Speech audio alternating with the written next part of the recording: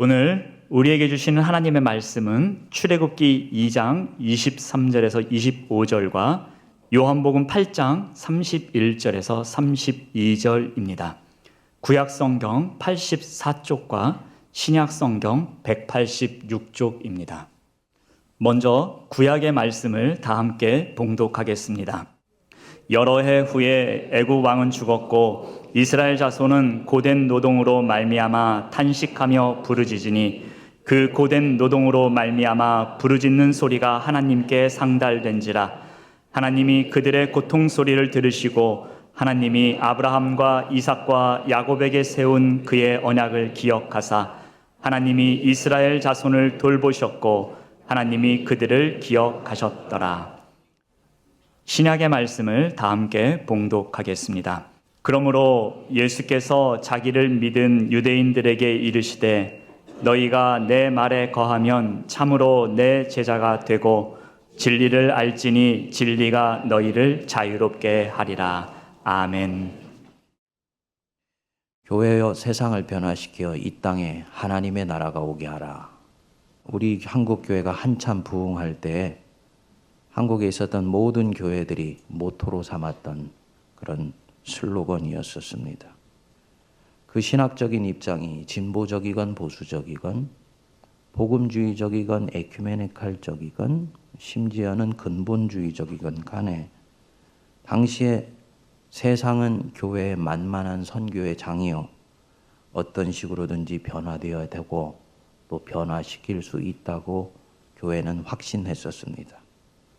그런데 교회의 영향력이 조금씩 줄어들게 되면서 교회는 스스로에게 질문을 던지게 되었습니다. 교회는 과연 세상을 변화시킬 수 있을 것인가?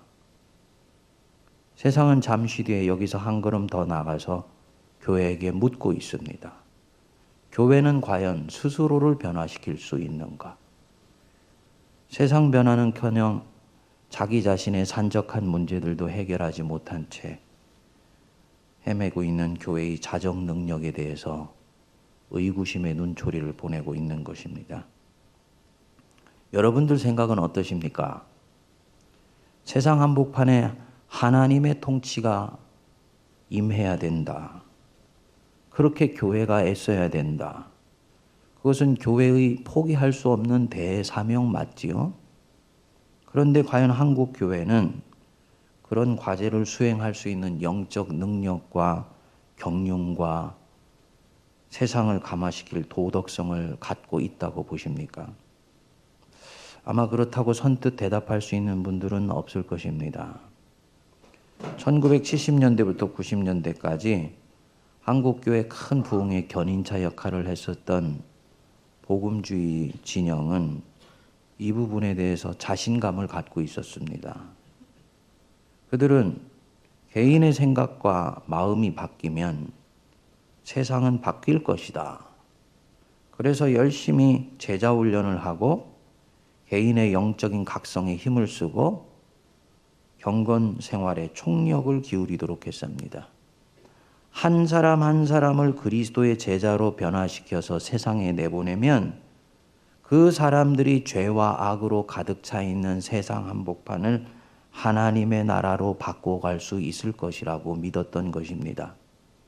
그런데 안타깝게도 그런 일은 일어나지를 않았습니다. 오히려 그렇게 세상으로 보내진 제자들이 세상의 교묘한 유혹과 뱀 같은 회유 전술에 견디다 못해서 나가 떨어지는 일들이 생기게 되었습니다. 그리고 교회에 와서 지은 죄를 회개하고요. 다시 세상으로 나가고 또다시 세상에는 나갔지만은 세상 사람들과 별반 다를 바 없이 살다가 다시 교회에 와서 고통을 호소하는 삶의 패턴이 반복되었던 것입니다. 미국의 데이비스 헌터라는 버지니아 대학교 사회학과 교수가 비교적 최근에 한국과 미국에 대단히 주목을 받고 있는 기독교 서적 한 권을 쓰게 되었습니다. 책 제목이 기독교는 어떻게 세상을 변화시키는가? 라는 책입니다. 이 책에서 저자는 개인주의 경건운동 또 복음주의 진영으로부터 나오게 된 기독교 세계관 운동이 현대교회에서 부분적인 성과를 거둔 것은 인정하지만 세상을 변화시키는 데는 성공을 거두지 못했다라고 얘기를 합니다. 신학적 주장에 근거한 것이 아니고 사회학자라는 사회과학자가 객관적인 자료에 입각해서 한 분석이기 때문에 우리가 눈여겨볼 부분이 있는 것입니다. 그는 이유를 이렇게 말합니다. 개인의 마음과 생각이 바뀌면 세상이 바뀔 것이라는 전제는 대단히 단순하고 순진한 전제이다. 기독교 세계관적 접근은 이원론을 거부한다는 면에서는 의미가 있지만 변화에 있어서 결과는 그들이 원하는 대로 나타나지 않았다. 이유가 있다. 개인의 생각으로 문화를 바꾸는 것이 불가능하지는 않지만 실제로는 그렇게 되기 전에 문화가 개인의 삶을 지도하며 마음과 생각을 형성하고 심지어는 문화가 사람의 생각을 주조하고 있기 때문이다. 그러니까 개인이 문화를 바꾸기 이전에 문화의 힘이 개인을 바꿔버리고 장악해버린다는 거죠. 그래서 우리가 생각하는 대로 그렇게 일이 전개되지를 않는다는 것입니다. 여러분, 이런 면에서 일반 사회운동에서뿐만 아니라 한국 기독교 역사에서 가장 빛나는 기독교 운동이라고 할 수 있는 이 3.1운동 100주년 맞이해서 오늘의 그 운동을 되새겨서 되짚어보면 교회가 과연 세상에 어떤 영향력을 줄 수 있는지, 어떻게 세상에 거룩한 영향력을 주어서 세상을 변화시킬 수 있는지에 대한 대단히 중요한 통찰을 얻을 수가 있게 됩니다. 1919년 3월 1일에 시작된 3.1운동 그리고 독립만세운동에서 한국교회가 이 민족운동에 결정적인 역할을 했었다는 것은 이미 상식에 해당되는 이야기입니다. 당시 한국인의 인구가 1600만 명이었는데요. 개신교 인구의 숫자가 23만 2천 명, 전 인구의 1.3%더라고요. 천도교 인구가 100만 명이 넘는 것을 비교해보면 대단히 적은 숫자였습니다.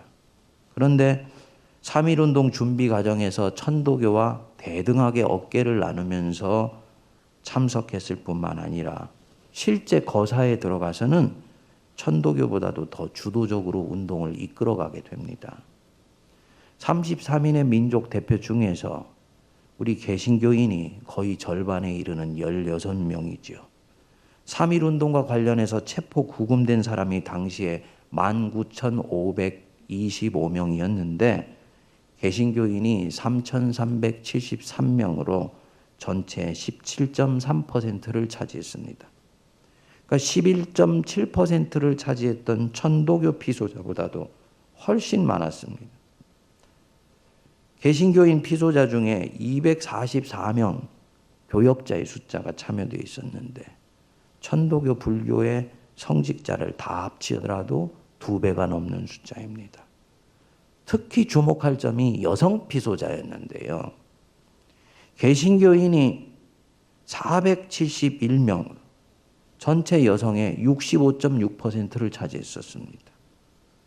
당시에 이화학당에 다니다가 고향에 내려가서 독립만세를 불렀던 유관순 열사 같은 경우는 아주 전형적인 경우입니다. 교회는 이 운동의 시작 과정에서부터 마치는 과정까지 일제로부터 엄청난 핍박과 박해를 받게 되었고, 심지어 제암리교회에서는 일제가 교인을 교회에 가다 놓고 총을 쏘고서 불을 질러서 23명이 학살되고 마을 가옥 30여 채를 방어하는 참사를 벌이기도 했었습니다. 그 탄압 때문에 결과적으로는 1918년에 23만 2천 명이던 개신교 교인이 운동이 진행된 끝물에 1919년 말에는 21만 명으로 줄어들게 되었습니다. 그런데 이때부터 세상이 교회를 바라보는 시각을 바꾸기 시작했다는 것입니다. 3.1운동에 참가하기 전에 개신교회는 서양 선교사가 이식해 놓은 서양 종교이지 토착 종교로 인식되지를 못했습니다. 교회 가면 서양 문물을 가르치지 조선의 것을 말해주지 않는다고 비판하면서 대단히 터부시했었습니다. 그런 조선 사람들, 한국 사람들 안에서 이 3.1운동 이후에 기독교를 나라와 민족의 아픔에 참여하는 소중한 신앙으로 받아들이는 일들이 생기기 시작한 것입니다. 소위 일반 민초들과 지식인들 사이에 기독교를 대하는 이미지가 혁혁히 제고된 것입니다. 한국 백성들의 심성 안에 기독교가 깊이 뿌리를 내리기 시작했습니다. 그리고 이것이 발판이 되어서 1930년대 또 한 차례 대부흥을 기독교가 갖게 됩니다. 어쨌든 3.1운동은 그 자체로서는 성공을 거두지를 못했습니다. 일체 무차별한 진압에 의해서 운동이 뻗어나가지 못했지요. 그렇지만 이 운동을 기점으로 중국, 연해주, 일본, 구미, 러시아에 이르기까지 독립운동이 본격적으로 확산되어 갔고요. 이 3.1운동의 열망을 담아서 그 다음에 독립운동의 중심이 되었던 상해 임시정부가 꾸려지게 되고 본격적이고 조직적인 항일운동이 시작되게 되었습니다. 3.1운동은 적어도 교회가 세상의 아픔에 깊숙이 참여하여서 세상의 문제를 해결해 나가는 당당한 주역의 역할을 감당했다는 면에서 오늘날 우리 한국교회에 시사하는 바가 대단히 크다고 말씀드릴 수 있습니다. 한국교회가 적은 세력을 갖고도 3.1운동에서 세상의 변화에 능동적이고 성공적으로 참여했다. 무엇이 교회로 하금 그런 일들을 가능하게 했을까? 찾아보면 굉장히 다양하면서도 오늘날의 우리들에게 시사해주는 중요한 부분들을 찾아낼 수 있습니다. 근데 그 중에 가장 결정적인 요인이 교회가 아직 깨어나지 못한 당시의 세상에 선물로 주었던 것들이 있었던 것입니다. 바로 무엇이었냐면 삶의 가치들이었어요. 기독교 신앙에 있는 고유한 가치들이 있지요. 그 고유한 가치를 세상의 필요에 맞게 통합하여서 제시해 주었더니 세상이 그것을 받아들여서 깨어나는 역사가 나타나게 되고 사회가 진보가 일어났던 것입니다. 3.1 독립선언서를 정초한 분이 최남선 선생님이죠. 그분은 기독교 신자가 아닙니다. 그런데 후에 선언서 속에 포함된 주요 정신은 전부 기독교 속에서 온 것이라고 고백을 했습니다.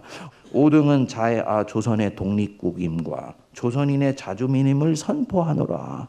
자유, 정의, 평등, 박애, 비폭력 정신들, 이런 모든 것들이 선언서의 기본 정신일 뿐만 아니라 운동을 이끌어 나갔던 정신인데 이 정신들이 바로 기독교 정신에서 연유한 것이다라고 얘기를 한 것입니다. 실제로 거사를 위해서 논의하는 중에 당시 주류를 이루었던 천도교는 폭력을 일삼아서라도 이 거사를 이끌어 나가야 된다라고 주장했는데 33중에 신실한 개신교 신자셨던 남강 이승훈 선생과 함태영 선생님이 이 운동은 절대로 비폭력 무저항 운동이어야 된다고 주장하여서 이것을 관철시키게 됩니다. 예수님의 칼로 흥한 자는 칼로 망한다는 반폭력의 정신이 최초로 사회운동에 실현되었던 것입니다. 당시 운동이 확산되는 과정 속에서 교회 성도들이 온 몸을 다해서 참여를 했습니다. 그런데 이 사실에 세상도 놀라고 교회도 놀랐어요. 교인들이 이렇게 적극적으로 참여할 줄은 개신교 지도자들 자신도 몰랐던 것입니다. 그런데 찬찬히 역사의 그 문서들을 읽어보면요, 이유가 이미 있었어요. 저와 여러분들이 성경의 세계 안으로 들어가서 성경을 정신을 똑바로 차리고 정상적으로 읽기 시작하면 다른 나라의 지배를 받으며 사는 것은 하나님의 백성으로서는 절대로 받아들일 수 없는 것이다라는 것을 인정할 수밖에 없게 된다는 것입니다. 오늘 주신 우리 본문 말씀에서부터 이미 나오지요. 거기에 여러분 보시면 23절에 여러 해 후에 애굽 왕은 죽었고 이스라엘 자손은 고된 노동으로 말미암아 탄식하며 부르짖으니 그 고된 노동으로 말미암아 부르짖는 소리가 하나님께 상달된지라. 여기 이스라엘 민족 단위의 하나님 백성이 이제 본격적으로 태동하면서 하나님과 관계를 맺는데, 하나님 백성의 태동 자체가 이미 어느 날 갑자기 하늘에서 떨어진 것이 아니고 바로 왕의 부당한 억압에 저항하는 몸부림으로부터 시작된다고 성경은 얘기를 하는 것입니다. 하나님이 이 부르짖는 소리를 듣고 뭐라고 말씀하십니까? 24절, 25절 우리 한번 같이 읽어보겠습니다. 하나님이 그들의 고통 소리를 들으시고 하나님이 아브라함과 이삭과 야곱에게 세운 그들의 언약을 기억하사 하나님이 이스라엘 자손을 돌보셨고 하나님이 그들을 기억하셨더라. 여러분 24절에서 25절에서 반복해서 나오는 주어가 뭡니까? 하나님이에요. 백성들은 부르짖었는데 하나님이 들으시고 하나님이 기억하시고 하나님이 돌보셔서 이제부터 주도적으로 이 바로왕의 압제를 꺾어내는 하나님 자신의 행동에 들어가시게 될 것이다. 그래서 모세를 부르시고 부당한 권력으로 자기 백성을 짓누르는 자들로부터 자유와 해방을 주신다. 아예 이 정당하지 못한 힘과 권력을 추종하는 사람들을 출애굽기 14장에 가면은 홍해에 매장을 시켜버리는 것입니다. 그러니까 이 출애굽기를 똑바로 읽으면 일제가 자꾸 애국같이 들린다는 것입니다. 실제로 이것을 알았던 이 일제는요, 성경 66권 중에서 어떻게 하든지 출애굽기는 빼고 교회에서 읽도록 하려고 애를 썼다고 그래요. 그러니까 이 출애굽기를 읽으면 도저히 일제의 억압이 바로의 폭정같이 느껴지기 때문에 두 눈 뜨고 받아들일 수가 없었던 것이죠. 인간이 인간으로서 자유롭게 살고 싶다는 열망이 단순히 인권에 속한 부분이 아니라 하나님이 우리에게 주신 축복이라는 것들을 기독교 신자들은 깨치게 되었던 것입니다. 그래서 개인의 영혼 구원뿐만 아니라 우리 하나님은 개인의 인권과 자유를 짓누르고 있는 사회의 구원도 대단히 중요하게 여기신다라는 것을 배우지 않으려고 해도 배우지 않을 수가 없는 거지요. 성경의 신앙이니까.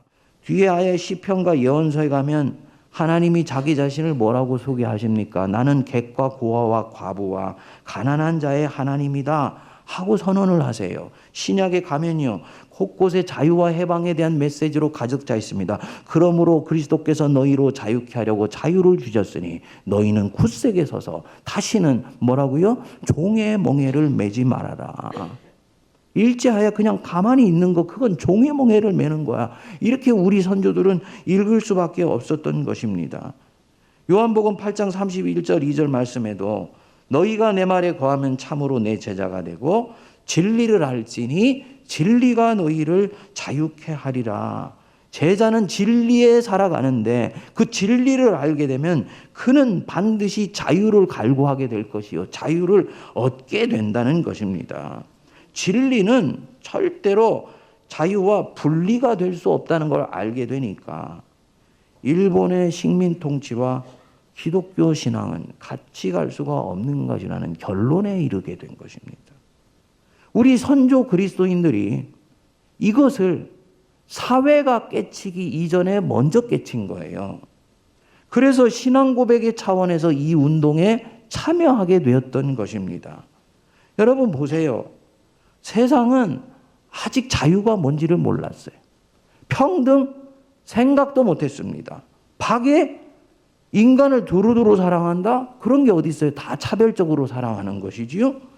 비폭력 운동 그런 것이 도대체 가능하기나 한 일이냐라고 생각을 했는데 교회가 바로 이러한 삶의 가치로 무장하고 경험하고 헌신해서 노골적인 신앙의 언어로 세상에 전달해 주지는 않았지만 세상에 이런 것들이 얼마나 소중한 것인지를 전해주면서 거기에 세상 문화에 강력한 임팩트가 가해지게 되니까요. 문화가 바뀌기 시작하면서 곧 사람들이 바뀌기 시작한 것입니다. 그래서 한국 사회라는 세상이 교회가 미리 깨치고 있었던 이 소중한 삶의 가치를 받아들여서 자기를 변화시키려는 거룩한 자각을 마침내 하게 됐다. 이 3.1운동의 진행 과정에서 교회 자신이 구원의 새로운 지평을 경험하게 됩니다. 우리 성도들이 신앙생활을 하면서 개인의 영혼 구원에 대해서는 민감한 촉수를 가지면서 말씀도 듣고 연구를 하고 성경도 보는데, 내가 터에서 살고 있는 사회가 구원받는 것이 얼마나 내 개인의 구원을 위해서도 중요한 부분들인가에 대해서는 안목을 터득하지 못한 경우들이 많아요. 이때도 바로 그런 케이스였었습니다. 구미에서 들어온 선교사들, 초기 선교사들, 언더우드 박사님이나 이런 분들은 구한 말에 우리나라가 힘들고 어렵다는 것을 알고 교육과 계몽을 통해서 백성들을 흔들어 깨우는 것이 복음을 심는 길이고 한국을 구하는 길이라고 생각하고 열심히 애국 계몽에 참여하게 됩니다. 그런데 1910년에 한일 합방이 일어나게 되면서는요, 일본과 미국 사이에 정치적인 제휴가 형성되게 됩니다. 미국은 본격적으로 한국에서 손을 띄게 되지요. 당연히 미국의 선교사들도 이것에 대해서 명료한 입장을 정할 수밖에 없게 되었습니다. 그래서 이때부터 선교사들은 정교 분리, 정치와 교회는 분리한다는 신학적인 입장에 서게 됩니다. 교회가 독립운동에 깊이 가담하는 것을 꺼려하고 교인들에게도 그렇게 가르쳤습니다. 세문안교에도 그 영향이 미치게 되었습니다. 그래서 당시 세문안교의 임시 목사님이 선교사이셨던 제임스 쿤스 목사님이셨는데, 그는 교회의 비정치화를 강조하면서 교회 차원에서 시위에 참여하는 것을 꺼리게 돼요. 대한독립 만세를 부르는 것은 정치라고 보았던 것입니다. 그러나 성도들은 달랐습니다. 기록에 보면은 옥중에 갇혀 있는 성도들, 만세운동 부르다가 잡힌 성도들을 위해서 구제헌금을 교회가 모아서 전달한 것들이 기록에 나타났고요. 그들이 나왔을 때 추록 환영 행사를 했다는 얘기들이 기록에 나와 있습니다. 놀라운 것은 이 운동을 주도했던 여러분들도 잘 아시는 우사 김규식 선생이 이 운동 끝에 중국 상해로 넘어가서 이승만 박사와 김구 선생과 함께 상해 임시정부를 만들지 않습니까? 그분의 부인이 김순애 여사인데 세문안교회 권사이십니다. 김규식 박사님은 장립 장로셨지요. 독립운동에 부부가 적극적으로 관여하게 되어서 우리 대한민국의 국립무궁훈장을 받는 그런 아름다운 역사들이 나타나게 됩니다. 어쨌든 한국 목회자들 중에서는 선교사들의 지도를 잘 받아서 개인의 영혼 구원에 전력하는 것이 교회의 바른 태도라 생각하면서 바로 이 독립운동에 참여하는 것을 꺼리게 됩니다. 보수적이고 복음적이면서도 굉장히 통합적인 신앙을 추구하는 사람이었어요. 어쨌든 하나님의 뜻에 맞는 것만을 선택하겠다는 신실한 태도였었습니다. 그 중에 신석구 목사님이라는 분이 계셨습니다. 이분이 그 3.1운동 독립선언서에 참여해달라는 부탁을 받게 됩니다. 그런데 자기의 신앙 고백으로는 이거는 정치운동인데, 한편으로는 나라를 잃고 그냥 이대로 있는 것이 하나님의 뜻이 또한 아닌 것 같아서 이러지도 못하고 저러지도 못하면서 고민하는 중에, 새벽 기도를 하는 중에 하나님의 음성을 듣게 됩니다. 4,000년 전에 내려오던 강토를 네 대 와서 잃어버린 것이 죄인데 찾을 기회를 찾아보려고 하지 아니하면 더욱 큰 죄가 아니냐. 하나님이 일갈하시는 주님의 음성을 듣게 돼요. 그리고 운동에 참여하게 됩니다. 결국 이것을 기점으로 해서 많은 복음적이면서도 보수적인 성도들이 이 운동이 하나님의 뜻인 것을 알고 신앙적인 동기와 가치를 가지고 운동에 참여하게 됩니다. 결국 개인의 구원과 개인의 생명을 말살하는 사회를 구원하는 것은 절대로 분리될 수가 없는 것이구나라는 것을 한국교회가 알게 된 것입니다. 이때 교회가 세상에 준 가치가 자유라든지 평등이라든지 무저항 비폭력이라든지 이런 것만 있었던 것이 아닙니다. 3.1운동의 성공 요인으로 많은 학자들이 뽑는 요인이 일치와 연합정신이었었습니다. 당시 한국 사회는 지역별로, 계층별로 종교 간에 사분오열되어 있었고요. 또 일제는 그것을 교묘하게 이용을 했습니다. 독립운동 방법을 놓고서도 서서히 분열이 일어나고 있었습니다. 영호남이 갈등하는 것은 말할 것도 없고 기호지방과 이북지방이 갈등하고 양반 출신과 상민 출신들의 골이 깊었습니다. 종교 간에는 말할 것도 없었어요. 그런데 3.1운동을 준비하고 진행하는 과정에서 이 모든 차이를 뛰어넘어서 아주 빠른 속도로 일치와 연합이 일어나면서 3월 1일 날은 만세운동의 단일한 대우가 형성되게 된 것입니다. 어떻게 그것이 가능했느냐? 그 중심에 기독교가 서 있었던 것입니다. 이미 기독교 신앙은 그리스도 안에서 종이나 자주자나 남자나 여자나 헬라이나 유대인이나 다 하나인 거예요. 교회 안에서 양반과 상민이 같이 예배를 이미 드려오고 있었던 것입니다. 여자와 남자가 함께 예배를 드리고 있었던 거예요. 그러니까 보다 큰 것을 위해서 작은 것에 있어서는 차이를 극복하고 내려놓는 훈련이 교회 교인들은 되어 있었던 것이고 선각자들은 되어 있었던 거예요. 그래서 이 선각자들이 적극적으로 이 주장을 하게 됩니다. 나라를 찾는 일이 먼저니 작은 차이는 내려놓으십시다. 그래서 결국은 이 단일한 대우가 형성이 되게 되는 거지요. 모든 인간은 하나님의 피조물이다. 죄인이지만 하나님의 형상으로 만들어진 소중한 사람이니까 우리가 지역의 차이를 뛰어넘고 양반 상놈의 차이를 뛰어넘고 독립운동에 대한 방법 차이를 뛰어넘어서 나라를 찾는 일에 하나로 나섭시다. 그래서 결국은 한 마음으로 3.1운동이 시작되게 되었던 것입니다. 여러분, 제가 좀 딱딱합니다만 오늘 이 100주년 맞아서 이 말씀을 드리는 데는 이유가 있어요. 이때 이 100년 전에 우리 초기의 신앙의 선배들이 세상 문제, 사회 문제를 다루어 나가고 접근하는 방법과 오늘 우리가 대하는 부분들이 상당히 좀 다르다는 생각이 드시지 않습니까? 오늘날의 한국 교회를 보면 우리 신앙의 선배 신앙인들이 가졌던 이런 통이 큰 믿음과 경륜이 보이지를 않는 것 같아서 안타깝습니다. 저희들은 작은 차이 때문에 끊임없이 분열을 하잖아요. 근데 이 선배들은 큰 일들을 위해서 오히려 작은 차이를 내려놓을 수 있는 통 큰 믿음을 가졌던 것입니다. 더 중요한 것은 성경 안에 명시적이건 혹은 암묵적이건 숨겨져 있는 어마어마한 세상이 받아야 되고 세상에 줄 수 있는 신앙의 가치들이 있습니다.